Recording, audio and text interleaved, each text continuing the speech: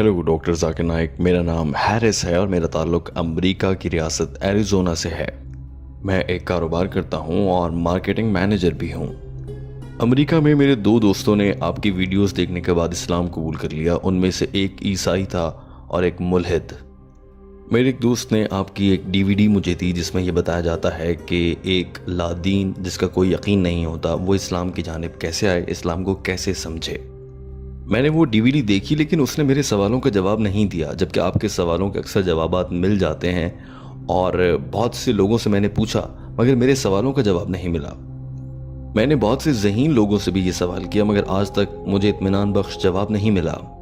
मैंने यूट्यूब पर अब तक जितने भी उलमा को सुना है उनमें से आप मुझे सबसे अच्छे लगते हैं।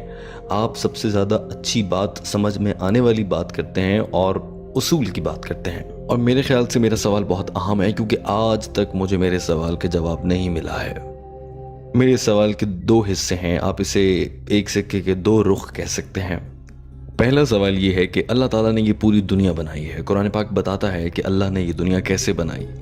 कुरान कहता है कि अल्लाह ने बहुत से दिन इस्तेमाल किए, पहाड़ बनाए और इंसान के लिए एक आजमाइश के तौर पर उसको दुनिया में भेजा।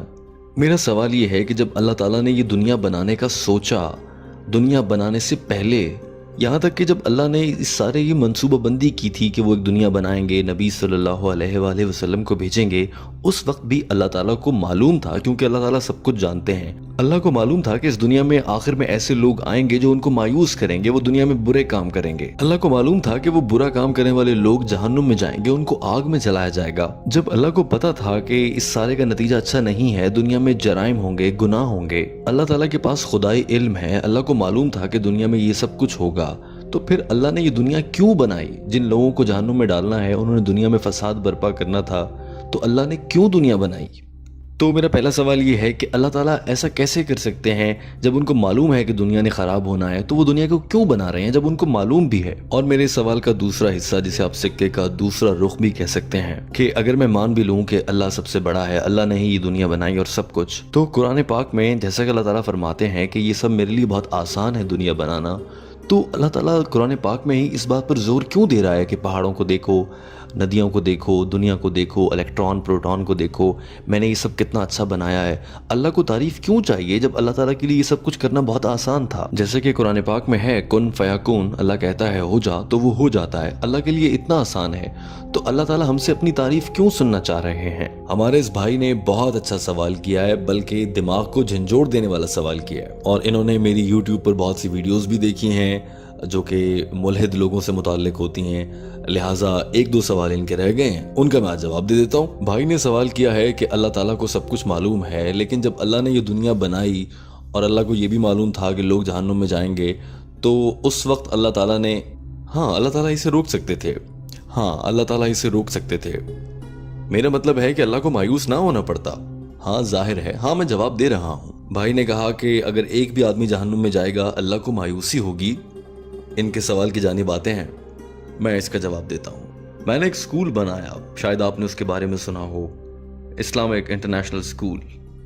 तो मिसाल के तौर पर अगर एक उस्ताद बच्चों से इम्तिहान ले रहा है और रियाजी यानी हिसाब का पर्चा है, उसमें वो पूछता है कि 2 + 2 कितने होते हैं और बच्चा उसमें 5 लिख देता है, तो क्या आपके ख्याल से एग्जाम्स के बाद, इम्तिहान के बाद तो टीचर उसको बता सकता है कि 2 + 2 5 नहीं 4 होते हैं, लेकिन इम्तिहान के बीच में तो उसको नहीं बता सकता कि 2 + 2 4 होते हैं, तुम गलत लिख रहे हो। इम्तिहान के बीच में तो नहीं बताया जा सकता।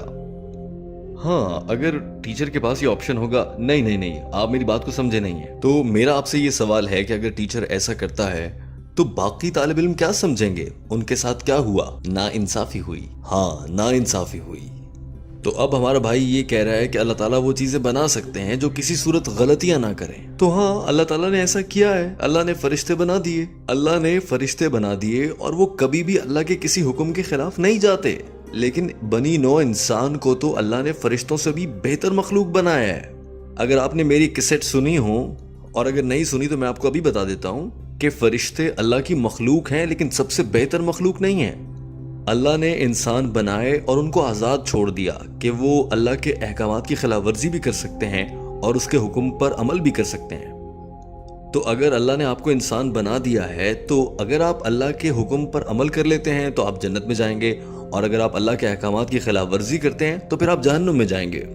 لیکن فرشتوں کے ساتھ ایسا نہیں ہوگا، کیونکہ انہیں تو یہ اختیار ہی نہیں دیا گیا، انہیں وہ آزادی دی ہی نہیں گئی جو انسانوں کو دی گئی ہے۔ تو اللہ نے ایک ایسی مخلوق بنائی ہے انسان کی صورت میں جو کہ آزاد ہے کچھ بھی کرنے کو۔ خدا کی بنائی گئی تخلیق میں مسئلہ نہیں ہے، اللہ سے غلطی نہیں ہوئی ہے۔ تو جو گناہ انسان کرتا ہے وہ انسان کی اپنی غلطی ہوتی ہے، اللہ کی غلطی نہیں ہو سکتی وہ، کیونکہ انسان ایسا اپنی مرضی سے کر رہا ہوتا ہے۔ ہاں، میں یہی پوچھ رہا ہوں کہ اللہ نے اگر ہمیں انسان ہی بنایا ہے تو ہمیں غلطی کرنے کی طاقت ہی کیوں دی ہے؟ ہم سے غلطی کرنے کی طاقت لے لیتا تاکہ ہم کوئی گناہ ہی نہ کرتے۔ یہ تو اللہ کی مختلف مخلوقات ہیں، آپ کیا سمجھتے ہیں اللہ کوئی ایسی مخلوق بناتا جو اپنے دماغ سے خود سوچ ہی نہ سکتی ہو؟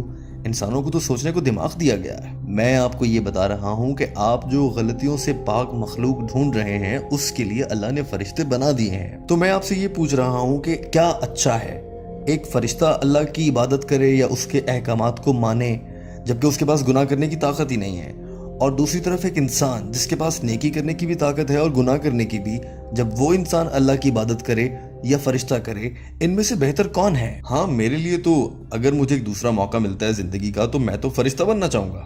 جی ہاں، دوسرا موقع۔ اسی لیے اللہ تعالیٰ قرآن پاک میں فرماتا ہے، سورہ الاعراف چیپٹر نمبر 7 آیت نمبر 172، اللہ فرماتا ہے کہ میں نے انسانوں کو آدم سے بنایا ہے، تمام انسان آدم کی اولاد ہیں۔ اسی طرح سے قرآن پاک کی سورہ الحشر چیپٹر نمبر 59 آیت نمبر 21 میں اللہ تعالیٰ فرماتا ہے، اگر میں یہ قرآن پاک پہاڑوں پر نازل کرتا تو وہ پہاڑ اس کی دہشت سے ریزہ ریزہ ہو جاتے۔ اسی طرح سے قرآن پاک میں اللہ تعالیٰ فرماتا ہے سورہ الاصحاب چیپٹر نمبر 33 آیت نمبر 72 میں کہ یہ انسان تھے جنہوں نے منتخب کیا کہ انہیں انسان بنایا جائے۔ آپ اور میں، ہم انسان بے وقوف تھے کہ ہم نے خود سے کہا کہ ہمیں انسان بننا ہے۔ لیکن یہاں پر میرا یہ سوال ہے کہ مجھ سے تو کسی نے نہیں پوچھا، آدم سے پوچھ لیا ہوگا اللہ تعالیٰ نے، مگر مجھ سے تو نہیں پوچھا۔ نہیں میرے بھائی، قرآن پاک کہتا ہے کہ ہر انسان سے پوچھا گیا ہے، اور ہماری یہ یادداشت جب ہم سے پوچھا گیا تھا وہ ہماری یادداشت ہمارے ذہن سے بھلا دی گئی ہے تاکہ وہ آزمائش برقرار رہے۔ اللہ تعالیٰ نے قرآن پاک میں فرمایا ہے کہ کیا تم انسان بننا چاہتے ہو؟ اگر انسان بنو گے تو تم ایک بڑی اور اچھی مخلوق کہلاؤ گے، اور اگر تم فرشتے بنو گے تو تم ایک چھوٹی مخلوق کہلاؤ گے۔ اگر آپ انسان نہیں بننا چاہتے تو مت بنیے، یہ قرآن پاک میں کہا گیا ہے۔ جی ہاں، یہی تو میرا آرگومنٹ ہے۔ پلیز مجھے اپنی بات مکمل کرنے دیں، اب آپ نے سوال پوچھا ہے تو مجھے جواب تو دینے دیں۔ اگر آپ بیچ میں بولیں گے تو میں کیسے سمجھا پاؤں گا؟ تو میں یہ کہہ رہا تھا کہ اللہ تعالیٰ نے قرآن پاک میں فرمایا ہے کہ ہم یہ انسان بیوقوف تھے جنہوں نے کہا کہ ہمیں انسان بننا ہے۔ اب ہم انسان بنے ہیں تو ہماری آزمائش تو ہوگی، فرشتوں کی آزمائش نہیں ہوتی ہے۔ اگر آپ اپنی آزمائش میں اس دنیا میں کامیاب ہو جاتے ہیں تو آپ فرشتوں سے بھی بہتر ہوں گے، اور اگر آپ اللہ کی نافرمانی کریں گے تو آپ فرشتوں سے نچلے درجے کی مخلوق ہو جائیں گے۔ اور ہمیں ہماری مرضی سے انسان بنایا گیا ہے، ہم سے پوچھ کر۔ اب آپ یہ کہہ رہے ہیں کہ مجھے یاد نہیں ہے، ہاں بھائی مجھے بھی یاد نہیں ہے کہ مجھ سے کب پوچھا گیا تھا، لیکن اللہ تعالیٰ بتاتا ہے کہ وہ یادداشت ذہن سے مٹا دی گئی تھی، اور یہ بات قرآن پاک میں ہے، میں قرآن پاک پر یقین رکھتا ہوں۔ اللہ تعالیٰ قرآن پاک میں فرماتا ہے کہ روز محشر قیامت کے دن کوئی ایک بھی انسان ایسا نہیں ہوگا جو میرے نظام انصاف پر سوال اٹھا سکے گا، اور وہ ہم اگلے جہان میں دیکھیں گے، مگر تب انسان کہے گا اللہ میاں ایک موقع اور دے دو، لیکن اللہ تعالیٰ کہیں گے اب بہت دیر ہو چکی۔ تو قرآن یہ کہتا ہے کہ کوئی اللہ کے نظام انصاف پر سوال نہیں اٹھائے گا، اس سے وہ مطمئن ہوں گے۔ ہاں، پھر وہ منتیں کریں گے کہ ہمیں واپس دنیا میں بھیج دو، لیکن تب تک بہت دیر ہو چکی ہوگی۔ اللہ نے ہمیں سارے موقع اس دنیا میں دے دیے ہیں۔ آپ ایک غلطی کرتے ہیں، اللہ تعالیٰ آپ کو موقع دیتا ہے کہ معافی مانگ لیں، اللہ آپ کو معاف کر دیتا ہے۔ آپ پھر غلطی کرتے ہیں، پھر معافی مانگ لیں، اللہ پھر معاف کر دے گا، لیکن ایک بار آپ مر جاتے ہیں تو پھر وہ واحد موقع ہوتا ہے۔ پھر آپ کا یہ سوال کہ اللہ نے انسان کیوں بنائے، تو کیونکہ یہ سب سے بہترین مخلوق ہے۔ آپ خود سوچیں، انسان آزاد ہیں سوچنے کو، اچھے برے کا انتخاب کرنے کو آزاد ہیں، ہم سوچ سکتے ہیں۔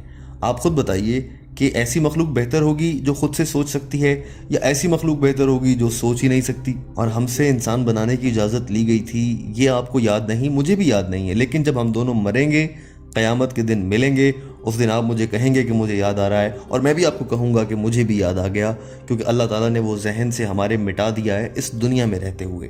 قیامت کے بعد ہم سب کو یاد آ جائے گا۔ تو یہ تو مجھے بھی یاد نہیں ہے، لیکن میرا قرآن پاک پر یقین ہے، اور قرآن پاک کبھی غلط نہیں ہو سکتا۔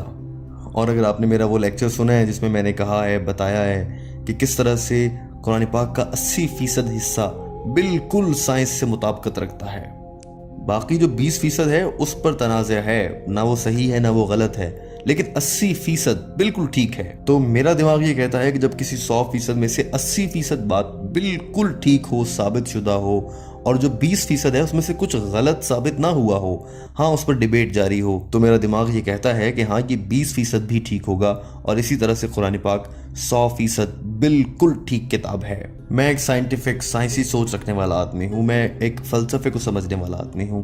ان سب کو دیکھتے ہوئے میں قرآن پاک پر یقین رکھتا ہوں، اور قرآن پاک کی آیت پر میرا پورا اعتماد ہے۔ تو یہ ہم نے منتخب کیا ہے، ہم نے کہا ہے، تو ہم سوال نہیں کر سکتے۔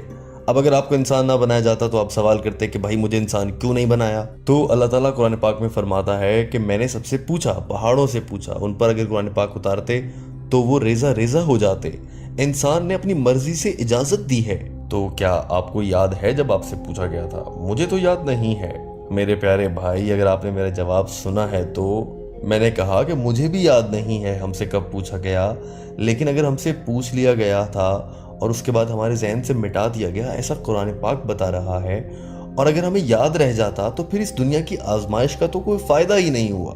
میں ایک اور مثال دیتا ہوں، اگر آپ کو آپ کے استاد کچھ پڑھاتے ہیں، سکھاتے ہیں، تو جب ٹیچر نے سکھا دیا، جب امتحان ہوگا تو وہ کتاب آپ سے واپس لے لے گا۔ جب امتحان کے وقت، وہ امتحان کے وقت آپ کو کتاب اور سوال نامہ اکٹھا نہیں دے سکتا۔ اگر ٹیچر یہ کہہ دے گا کہ یہ لو کتاب اور یہ لو سوال جواب لکھو، تو پھر ٹیسٹ تو ٹیسٹ نہ رہا، آزمائش تو ختم ہو گئی۔ ہاں جب امتحان ختم ہو جاتا ہے پھر آپ گھر جائیں کتاب سے دیکھ لیں۔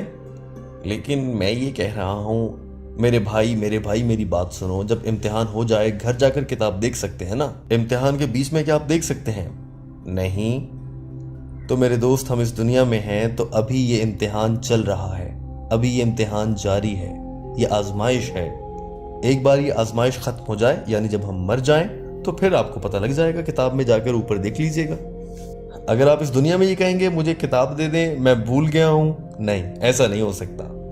امتحان کے دوران آپ کتاب نہیں کھول سکتے، اگر آپ ایسا کرتے ہیں تو یہ نقل کرنا ہوگا۔ تو ٹھیک ہے، سمجھ آیا؟ جب یہ امتحان ختم ہو جائے گا، آپ اللہ کے پاس جائیں گے دنیا سے رخصت ہونے کے بعد، تب بھی اگر آپ کو یاد نہ آیا پھر آپ اللہ کو کہہ دیجئے گا کہ اللہ میاں ہمیں تو کتاب ہی نہیں دی۔ لیکن قرآن کہتا ہے کہ قیامت کے روز کوئی بھی انسان اللہ کے انصاف پر سوال نہیں اٹھائے گا۔ آپ یا میں یہ بات کہیں گے ہی نہیں، کیونکہ ہمیں خود ہی معلوم ہو جائے گا ہاں ہم سے پوچھا گیا تھا کہ تم نے انسان بننا ہے یا نہیں۔ ایک اور مثال کے ذریعے آپ کو سمجھاتا ہوں۔ اگر کوئی بچہ میڈیکل کالج میں داخلہ لینا چاہتا ہے، اسکول میں پڑھنے والے ہزاروں بچوں میں سے سارے تو میڈیکل کالج میں داخلہ نہیں لیتے، کوئی 1 ہوتا ہے، 5% ہوتے ہیں، 1% ہوتا ہے، انہیں میڈیکل کالج میں داخلہ ملتا ہے۔ یعنی ہر کوئی براہ راست جنت الفردوس میں نہیں جا سکتا۔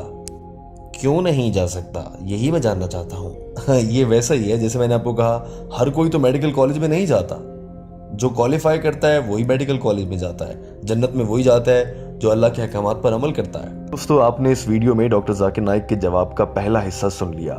ڈاکٹر ذاکر نائک نے لڑکے کے دوسرے سوال کا کیا جواب دیا، اس کے لیے ہماری اگلی ویڈیو دیکھیے اور اس لنک پر کلک کیجیے۔